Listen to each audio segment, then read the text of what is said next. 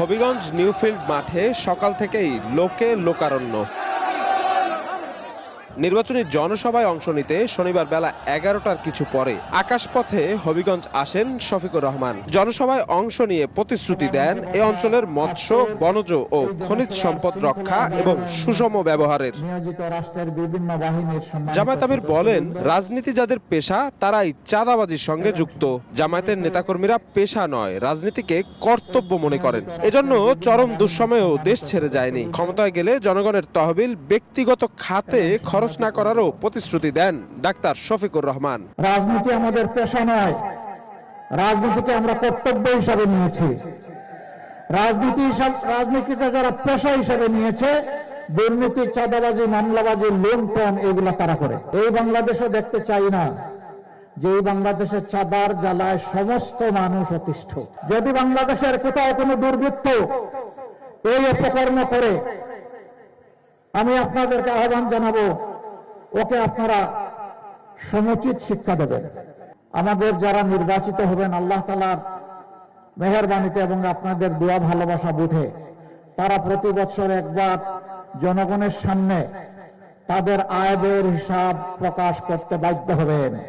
A grade ক্লিংকারের confidence cement, বাংলাদেশের হৃদয় জুড়ে। ঢাকায় আন্দোলনকারীদের ওপর পুলিশের চড়াও হওয়া প্রসঙ্গে জামায়াত আমির বলেন, যাদের কাজ আইন শৃঙ্খলা সমুন্নত রাখা, তারাই জনগণের বিরুদ্ধে আইন হাতে তুলে নিলে ফল ভালো হয় না। এ সময় প্রশাসনকে আগামী নির্বাচনে কোনো দলের পক্ষ না নিয়ে 18 কোটি মানুষের পক্ষ নেবার আহ্বান জানান তিনি। নিরপেক্ষ অবাধ নির্বাচনের জন্য জনগণের যেমন দায়িত্ব আছে, রাষ্ট্রীয় কর্মকর্তা কর্মচারীদেরও সেই দায়িত্ব আছে। আমরা দোয়া করি তারা কোনো দলের নয়, ব্যক্তির নয়, তারা সেদিন হবেন 18 কোটি মানুষের। তারা সেদিন হবে কার? 18 কোটি মানুষের।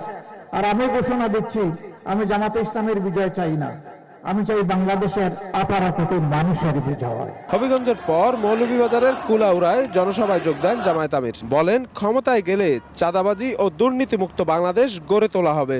এই বাংলাদেশকে আমরা পাল্টে দিতে চাই, আমরা নতুন বাংলাদেশ চাই। এই 12 তারিখ দায়িত্বশীল এক একটা ভোট আর বাংলাদেশের 300 আসন বা সিট। আমরা যুবকদের প্রত্যাশার বাংলাদেশ করতে চাই, আমরা মা বোনদের নিরাপদ বাংলাদেশ করতে চাই, আমরা শ্রমিকদের মর্যাদাপূর্ণ অধিকারের বাংলাদেশ করতে চাই। এসব জনসভা থেকে গণভোটে হ্যাঁ এর পক্ষেও প্রচারণা চালান জামায়াত আমির। ঢাকার বাইরে শেষ নির্বাচনী প্রচারণা সফরের অংশ হিসেবে আজ দিনব্যাপী সিলেট বিভাগের বিভিন্ন এলাকায় জনসভায় অংশ নেবেন জামায়াত আমির ডাক্তার শফিকুর রহমান। ন্যায় ও ইনসাফ ভিত্তিক দেশ গঠনে এই অঞ্চলের মানুষদের জন্য আগামী দিনে তার কি পরিকল্পনা রয়েছে তা জানাবেন বিভিন্ন কর্মসূচিতে অংশ নিয়ে। শফিক মুন্সি, সময় সংবাদ।